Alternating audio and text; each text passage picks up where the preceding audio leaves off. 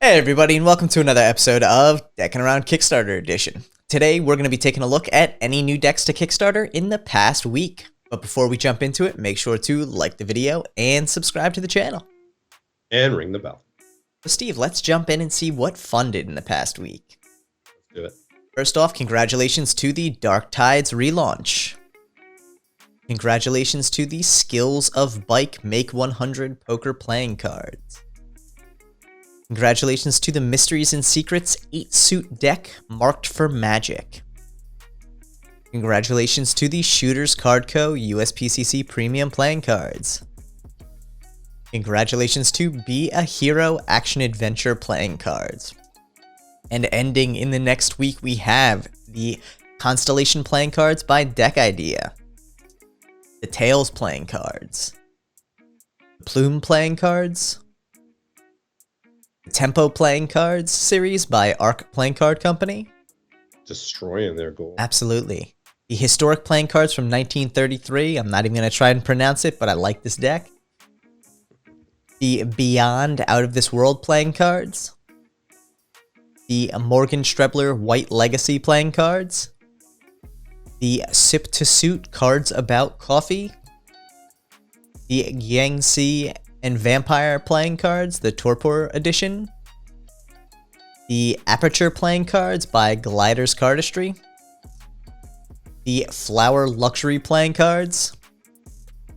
A deck of playing cards by artist Cordell Cordaro.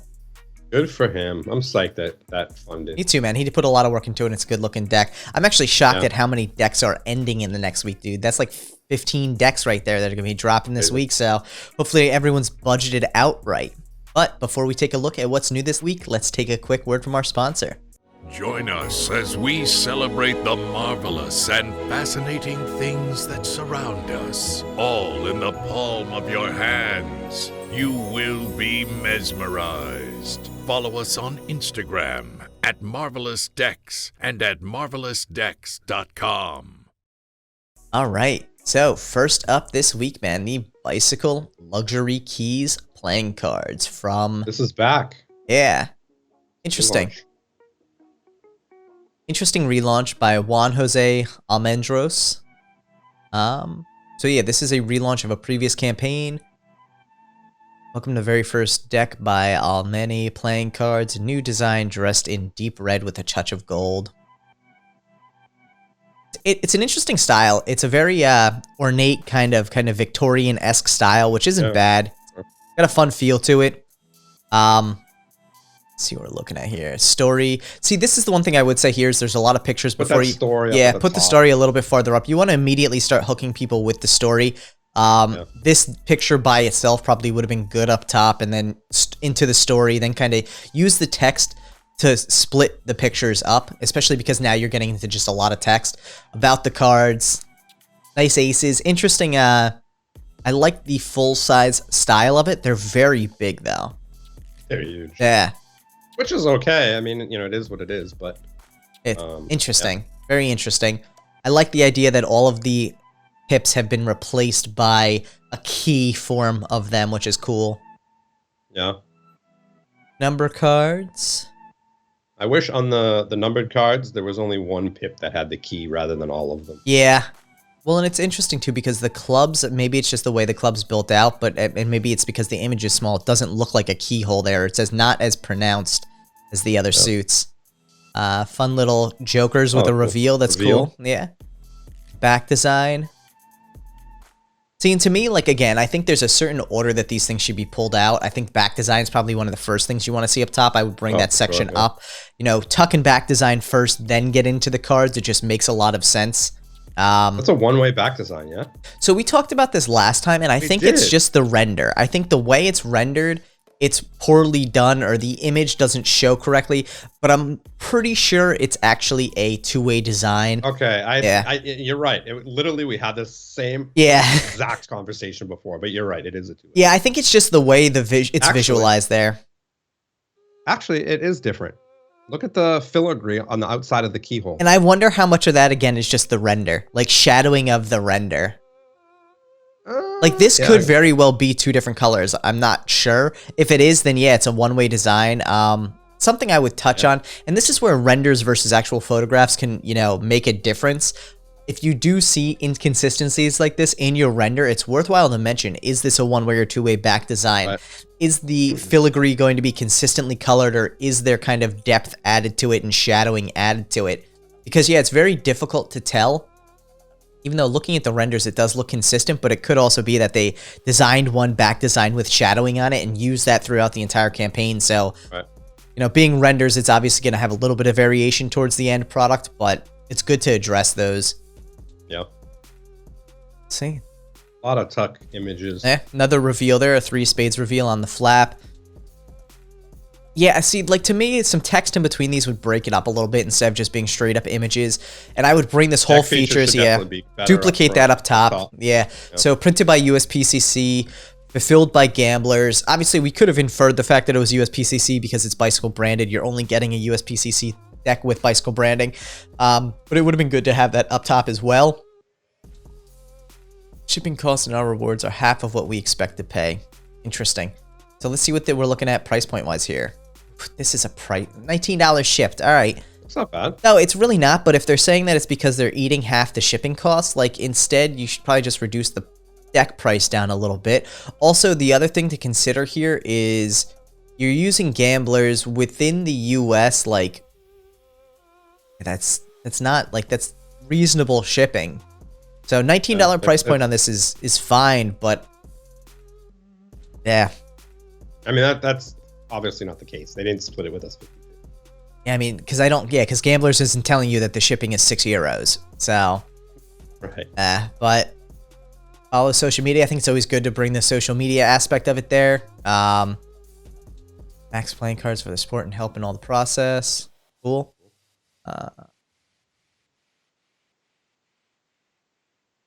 See, and I think this is a good start to a risk section, but I think it would have been helpful to have a little bit more broken out there just because, you know, it touches on some of the stuff. Like, there's just a little bit too much inconsistency, or not inconsistency, but uncertainty there. All the designs are finished, so they will be produced as soon as possible. It depends on the factory and its workload. Like, yes, I think there's just better ways to mention that. But it's better than a lot of these places where it says, hey, there's no risks. But with COVID, and it's like, well, you just listed a risk. So nicely done. Nice start. But I think expanding that out to be a little more comprehensive is worthwhile. And we can already see, you know, getting a little bit of progress there. I haven't seen a ton of this mentioned on social media. So getting this more visibility across social media is always a key. Yeah. No pun intended. Cut down the images of the tuck box. Yeah, there's a lot of them. There's a lot of pictures of the tuck box, and we get it. So, good luck. Good luck.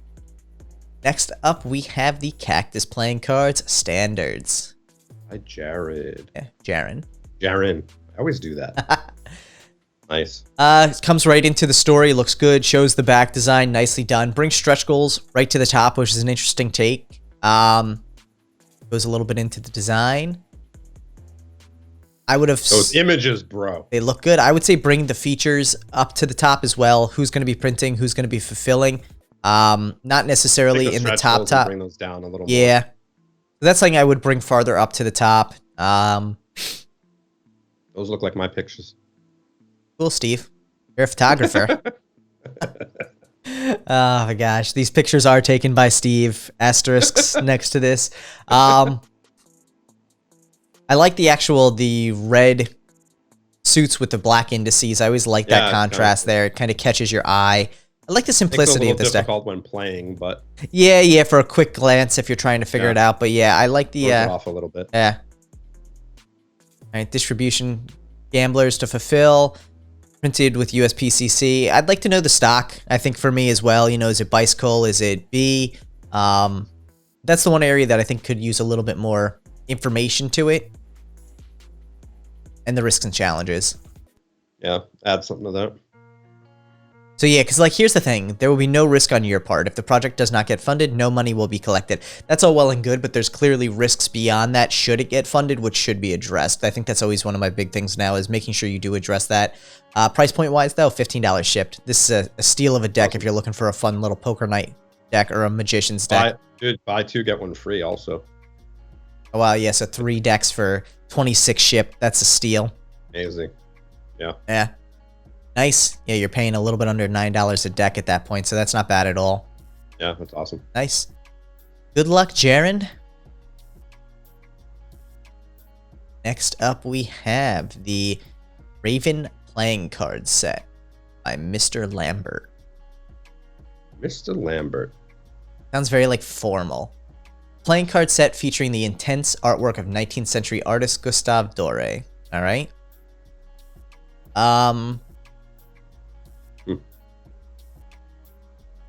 The one thing I will say to this is if you are using artwork directly from the artist on your playing cards, ensure that you have proper licensing right for that. Yeah. That's always a big thing there.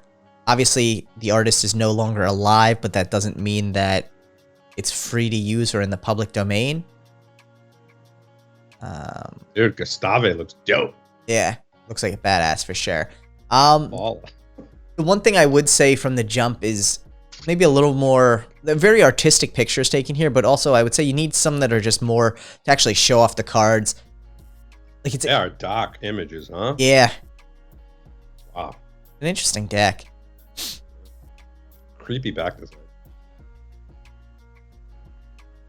Yeah, this Upgrade so this just from what? from What's that a special? standard tuck to a premium tuck. So I'd be curious what that means. I think there's a lot of questions here. Who's going to be printing? Who's going to be fulfilling? What's the goal on this? 2,000. So probably likely being gone through a smaller printer there, which is fine. But mentioning that information there would be very helpful. Price point, you're looking at 15 shipped. Isn't bad if this is your style. But at the same time too, because of the lack of information, my concern here is, have you accounted for shipping in this? And that's why the price is so low, because you ignored shipping on this. Ultimately, if you're doing a smaller run with a smaller printing company, this is going to be expensive to print. So $2,000 may cover your printing cost. Does that also cover your shipping cost? This is also an interesting contrast on the 5 of clubs there. I'd be curious. You do it on all the cards if you look for all the Joker as well. Yeah, but the Jokers, but then all the other black suits are white on both sides. So I'd be curious if it's just the clubs or if that's an oversight or what there. Yeah, I mean, listen, I think this deck has potential. Licensing would be my big concern off the jump, and then shipping. So those two things plus who's actually printing. There's potential here. If this doesn't fund, I'd say definitely bring it back to the drawing board and really take a look at some of the successful campaigns and figure out what they do to get them over that finish line. So good luck, Mr. Lambert.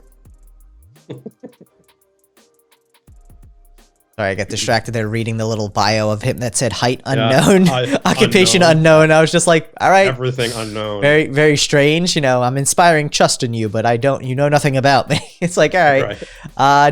Next. Gee, thanks, Mr. Lambert. Next up, we have the Epiphany deck. Stylish, easy to read, marked deck of unique playing cards. Great for use in low light. It features original, one-of-a-kind artwork. Cool.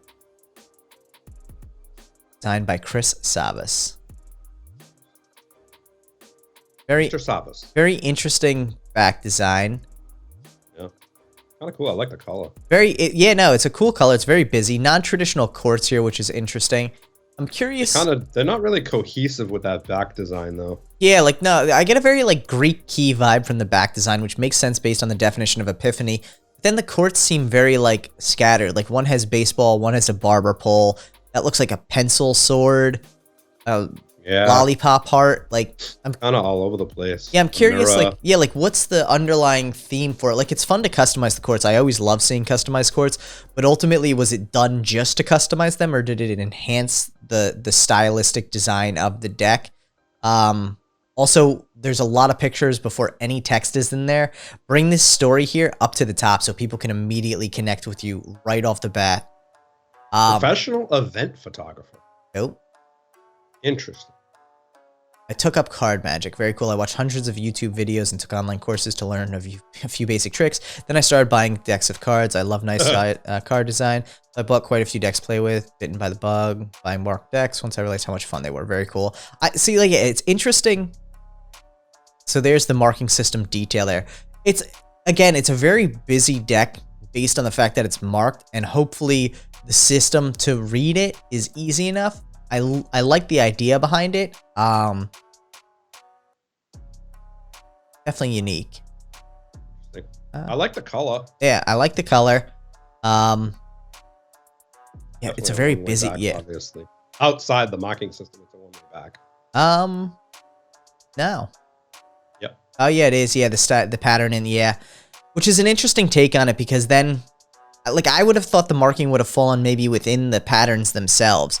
So I was a little. That's too far in though. You need it on the outside somewhat so you can read it.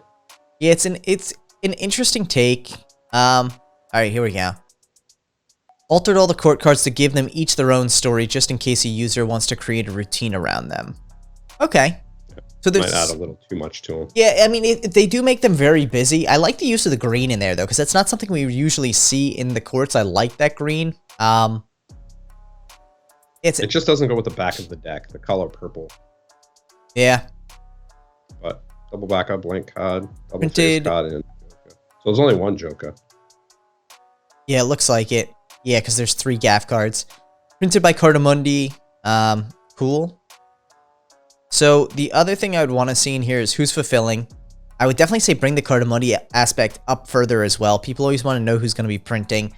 And I'd also, like I said, break up the images a little bit up top with the story itself. That way, as you're going through, I'm not just seeing, you know, there's obviously a story and a reason behind this, but seeing it without that context makes it a little bit disjointed feeling. So having that context played out throughout the campaign itself just makes the whole campaign more cohesive. And what are we looking at price-wise? 21 shipped. So to me, this is a $17, $18 ship deck. The fact that it's marked adds a little bit of value to it. The customization adds a little value to it, but it's still a relatively standard deck. If you haven't looked at shipping through someone like Gamblers or Murphy's or Art of Play, I would definitely recommend it. So here we do mention Gamblers. So this is the other thing with it too. Like, don't wait till the very last line of the campaign to mention your fulfillment or your partners in this. You know, it adds credibility to the campaign itself. They also provide phenomenal assets and images. Use those images. It helps things stand out more. I don't expect any risks or challenges, delays, or setbacks on the printing or fulfillment process. 100%. Especially nowadays, there are a lot of risks right now. There's a lot of delays by every company. It doesn't matter who you're getting printed through. Yeah, I mean, these are things that, you know, you're better off playing it safe in your risks and challenges than making assumptions that things are going to go smooth. Even at the best of times, none of this stuff goes smooth. There's always risks there. It's good to address them. Being a first-time creator, I think that's very important. So, now, again, I think if you could bring the price point down a couple dollars on the deck, it would probably make it a little more appealing. Make it more cohesive. Good luck, Chris. Next up, we have the Professor Tates. Professor Tate's Traveling Roadshow. All right, then. By David Bolt. First created. $9,000. Already met his goal with 255 backers, so congrats, David. It's a very sideshow-esque kind of risque deck. Nightmare Before Elm Street kind of feel. Nightmare Before Christmas? Yeah, that too. Nightmare Before Christmas. That's what I meant. Oh my god, that was so good. I mean, that'd be kind of cool. Nightmare on Elm Street meets Nightmare Before Christmas. Yeah. See, I like to. He dives right into a story, and it's obviously a fictional story about Professor Tate's Traveling Roadshow. That's dope. It draws people in. It builds a story around the deck.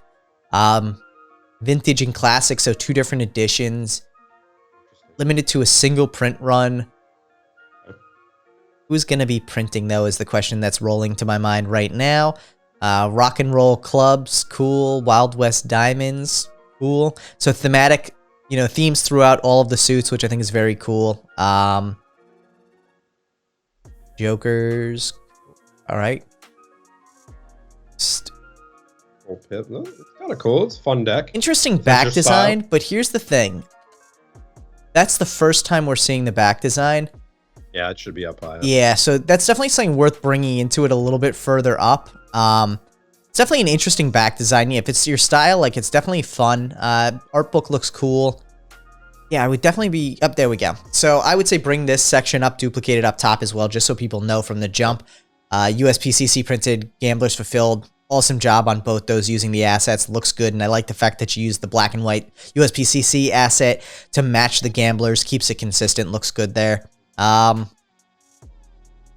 Add-ons, interesting. That's something that I would say it's always worth. See, like, look at this here. Like, this is another one. We'll split it with you 50-50. Like, this must be something. This must be something. How much do these go for? $17 shipped. So they're doing $3 shipping. Okay, so that makes sense in this campaign. Yeah. But I can the other campaign, not much. But we can also see though that like where Max Playing Cards has a hand in the development, they use this same block of text here as it relates to the shipping. So, yeah, that's interesting. I don't think that's a selling point. People just kind of eat shipping to some extent. It's when your shipping is excessively high that there's a concern. Yeah, I mean, hey, in your case, it's true. You split it $3 for shipping. That's awesome. Ultimately, even at that $14 price point, coming in at $19 deck would have been a little bit high, but it would have still been reasonable. Doable. Yeah. Good luck. Yeah. This is your style, you know? And I would bring this, why I designed these cards, up to the top also, too. yeah. It still ties in very well to that story, and it allows you to build a more personal connection there. So, yeah, good luck. Yeah. Look, I mean, hey, you already funded, so congrats on that. Be nice to see how well it does. Yeah. Next up, we have these Archeos Muthos playing cards, Black Edition. So this is definitely a Greek-style deck. Custom Archeos, sure. A custom hand-drawn playing card deck in poker size featuring the gods, goddesses, heroes, and monsters of ancient Greece. Kind of reminds me a little bit like the Tuck style-wise of the Skodos deck, but in black and silver instead of black and what's the other word? Black and amber. From Nadine Sophie, recreated, what she created in the past. Wisdom of Ancient Egypt Oracle deck, the Inner Guidance Oracle deck. Cool. Let's see what we got here. Goes right into a story. I think that's awesome. Cards will be printed on 330 GSM, German Black Core. Alright, so who's going to be printing? I don't necessarily know if it's worthwhile to talk about the GSM stock of the paper. You know, people to some extent know it by name, even with more obscure printers. So it's always interesting to see when those come in. To me, that usually means that they're using a non-known printer, you know, or a smaller printer. Interesting. It has the matte black edges. Yeah. So depending on how well that works out too, I always find that that can wear and then leaves like kind of a speckled look. Yeah, I mean, you definitely don't want to do barrowing with it, that's for sure. Yeah. Premium tuck box with black silver paper, silver stamp foiling. Entire design is intended to be minimalistic to let room for the art stand out. Cool. I think for a collector's deck, that's awesome. Interesting back design with all the dark design on it. To have a very white back design is kind of an interesting contrast. Yeah, very monochromatic. Yeah, a little bit of color on the deck would have been helpful as well. I think even for the red suits, that simple outline of where you would normally have a red suit, if that was in red, even just for a little bit of a pop of color, would be nice. Because it feels very, very dark. Just feels unfinished. Yeah. I like the white edition actually. I think the most so far. Box is cool. Yeah. So let's see. Third time I'm getting a deck printed. Hence, I'm already familiar with the process. The artwork deck is done, and I've already been picked a great manufacturer, WJPC. Can't go wrong with WJPC. They do really nice work. As soon as I've received the funds, I put the deck into production. I think May, June is a realistic target. Perfect. So you touch on the timeline, which I think is great. Shipping, it's EU friendly. Properly formatted. Okay. Let's see. Talk about the artist. Awesome. Let's see where that price point was. $29. Way too high. A lot of money. Way too high. That's about $10 too expensive. Maybe, I mean, the thing is, the deck itself is all one color. There's no foil on the back. There's a little bit of foil on the tuck, but all things considered, this is a $19 deck shipped, not a $19 deck plus shipping, at least in my book. I think that's a very, retail $24. That's a very expensive deck for what this is. Even with 1,000 print run limit on this, this is a sub $20 deck, 19 max end. Yeah, that's pricey. That's pricey, yeah. I would also mention who's fulfilling this on your side. You know, you mentioned that it's an EU-friendly project. Are you going to be fulfilling, or will someone else be fulfilling? That might help you significantly with the shipping cost there, because €9 to ship to the US is significant, especially if you're using a US-based fulfillment company. One thing to consider with these campaigns is very often a significant portion of your backers are going to be US based. So whether it's 60, 70, 80% of your backers are US based, with that in mind, having a US alternate fulfillment company to help significantly reduce those prices would still bring you to maybe $24 shipped, which is high, but it would bring you down a lot from that $30 shipped point. So good luck. Next up, we have the Black Pack. Help us celebrate Black History Month by spreading the words of great Black leaders while playing a fun and educational game. Cool. 40 days to go. So one thing I will say is, again, we've talked about this in the past, 30 days or less is the way to go. They've shown statistically for a lot of campaigns that going beyond the 30-day mark does not, in fact, increase your chances of funding unless you're marginally away from funding on day 30. And in most cases, if you're getting your final push to actually fund on day 30, that's a very risky maneuver. So ultimately, 30 days or below is the better place to go for playing cards. That goal is extremely high. Yes, it really is. We'll have to dig a little bit more into this from the campaign itself, but yeah, that is a very high goal. If you're creating a single deck, you know, sub 10,000 is probably your best bet. And that all depends on what obviously the deck entails, but so far this looks like a relatively custom deck. So it tells the story right there, looks good. Let's see what we got here. Definitely a lot more pictures. Need to see what the tuck box is going to look like. Rub through this real quick.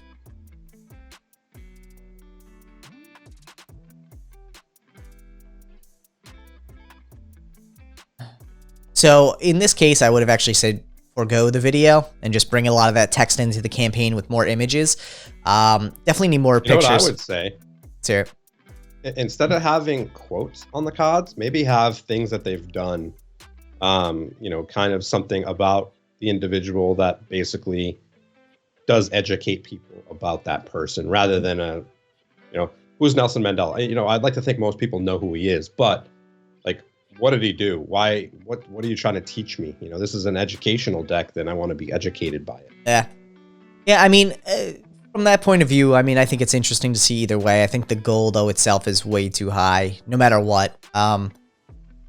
We don't know who's printing. We don't know who's fulfilling yet. Both things that we should have in here. There we go. Shipping. That just talks about the US. So let's see. Yeah, I'm not seeing anything about print or fulfillment. I'm guessing self-fulfillment. Single deck, nice. $22. It really, all things considered, this should be like a 19 bucks. Yeah, I would even say like, yeah, maybe like or 17 to 19. Being printed on. Yeah, and it depends on who's printing. The other thing about it though too is like that goal is very high. Like, yeah, how many decks are you looking to print? Like, are you looking to print 10,000 decks and that's why it's so high? Like, that's something that I think should be in there as well. If you're looking to print 1,000 decks, that goal is way over where it needs to be and is actually probably hindering the campaign in the sense that people are seeing it, but they're afraid to back it because it's such a high goal. If it was more reasonable, you might get some more traction behind it. Also, get a lot more visibility out there for it. You know, you leverage social media, leverage the platforms you have available, look into advertising to get the word out there for this deck. Because that's pricey. Yeah, it's a lot of money. Limited edition. What's that? Printed on our highest quality linen cardstock with gold gilt edges. So it's a gilded deck. And a custom, saying a custom. Does that say $76? Protective tin. Yeah, it's $76 shipped. So the tin probably adds some cost to it. But like, I don't even know what the tin looks like and what does the deck look like gilded. Yeah, and like these are a lot of things. Like the images are really important and it just lacks the images. I think the text based of this is in the right direction. Also for a limited deck, limited of 1,000, like I think my main thing here is I think you just shot too big on how many decks you thought you were going to print, hence the goal being so high. Ultimately, like 1,000 run of this deck would make a much more reasonable goal. So a lot of that information is pertinent to this actually getting funded. So if it doesn't succeed, definitely take it back to the drawing board, but good luck. And then we have the FYEO playing cards. FYEO. For your eyes only. Designed for magicians and collectors alike. All right. Let's check it out. By Jalen Ford. Good luck, Jalen, on this one. Let's see what we got here. I like that it's kind of spy themed. It's interesting. Looks like Walter White. Same. Jalen, these are my FYEO. This is my first deck of custom cards. It holds a very special place in my heart. It's meant to give people a feeling of holding on to a piece of government secrecy. An achievement few ever get, but many dream of. All right, cool. Interesting back design. Very minimalist back design. All right, let's see. So the interesting thing that jumps out to me too is it feels like a lot of these courts are custom faces, but I'm not sure. It hasn't actually like... hasn't mentioned it yet, like who they are. Yeah. You know, and we've discussed this in the past. That can help or hurt a campaign if you have a whole bunch of people in there who no one knows who they are. Like, it makes it way too personal of a deck, and you end up having trouble getting people to get behind it. Alternatively, if they're famous people, sometimes that can help. Though again, that's very much goes to personal taste. I dig the style of the tuck, like that redacted document. It's very cool. Printed on Cardamondi's slimline paper stock with true linen B9 finish. Nice. I mean, here's what I would like to see. These court cards really remind me of something European, right? Yeah. And, you know, it's kind of like this spy type deck. What I'd like to see is, you know, maybe people dressed in spy gear or have certain... Yeah, run with that theme. Instruments that spies use, you know, whether it's a camera hidden in their lapel or just like random things like that. Yeah. So it does mention here, and the one thing I will say too is I think the text could have been better dispersed between the images to make it so it's not just huge blocks of text. Several mentions of Daniel Madison throughout, so it seems like a lot of motivation coming from Daniel Madison. The court cards contain members of my family and friends, and also include Daniel Madison as the King of Diamonds. The Joker was drawn by another artist. Smart that I had the pleasure of working with during this project. Cool. So like, yeah, I agree. The theme is there, but it doesn't carry through. Also, again, making this very personal, family and friends means that you're limiting the amount of people who are going to feel a connection with this deck.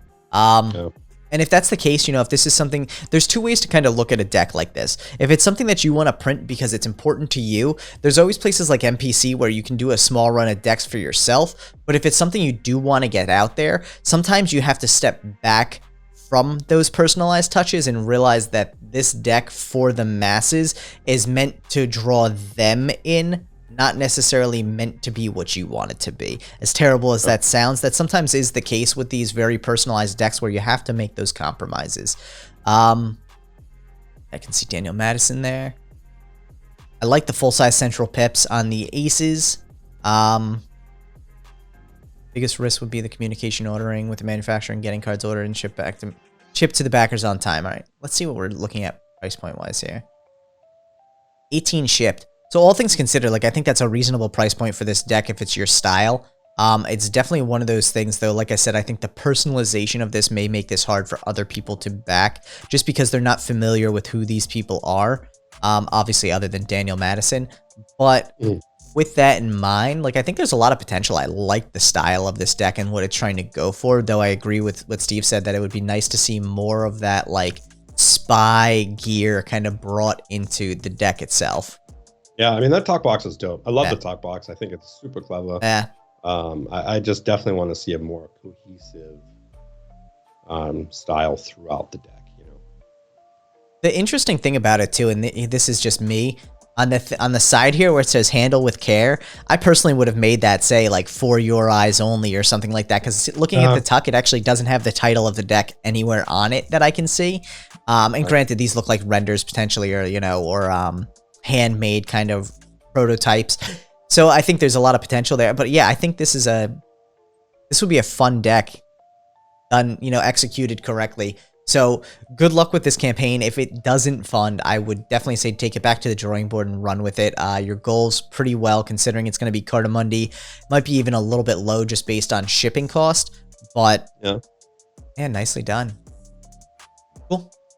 Good luck. Good luck. Steve, that is the end of this week. And before we jump into what we would back, let's take a quick word from our sponsor.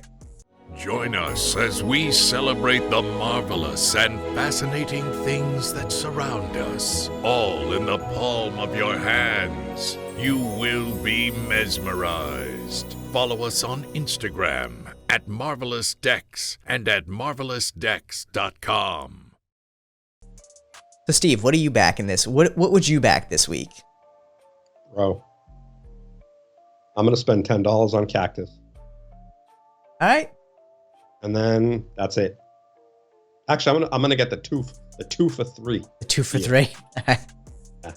Or should I say the 3 for 2 game? I gotta say, I think there's a lot of potential across a lot of these decks this week. Yeah, nothing's jumping out to me. I'd probably go for the 2 for 3 Cactus steal as well, because that's a steal for a deck that, you know, is playable. 3 for 2. 3 for 2. There you go. 2 for 3. You did the same thing I did. I just lost you a deck. You buy 2, you buy 3, you only get 2. But now I think the 3 for 2 really is a good deal. I'd actually like to see where this Arceus, Muthos playing cards could go, because I do think there's a lot of potential there. I dig the artwork, but it's just not finished in my book. I think there's a little bit more than it needs there. But hopefully all these campaign's fun. You know, I think it's always tough to put yourself out there for these Kickstarters, so kudos to everyone for taking that first step to really get your campaign out there. Yeah. Guys, let us know in the comments below what you would back this week. We always love hearing what you guys are interested in the previous, you know, previous weeks or coming weeks. So let us know down below in the comments what you're backing this week, which ones you thought were the best, which ones you thought could use some work.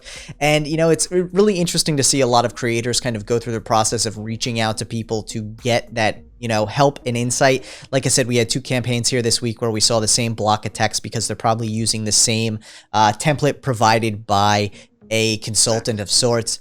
Exactly. So at the same time, guys, feel free to reach out to people you think are going to be able to help you in those campaigns. This is not a singular journey for you. You are not alone when you go through this creation process. Feel free to reach out to people who have gone through campaigns in the past, or to other designers, or even to us. You're always more than welcome to reach out to us in the comments or on our email, or on Instagram as well. Well, Tyler. Yes, Steve? Peace. Peace, everybody. Make sure to like and subscribe if you haven't already, and we'll see you next week.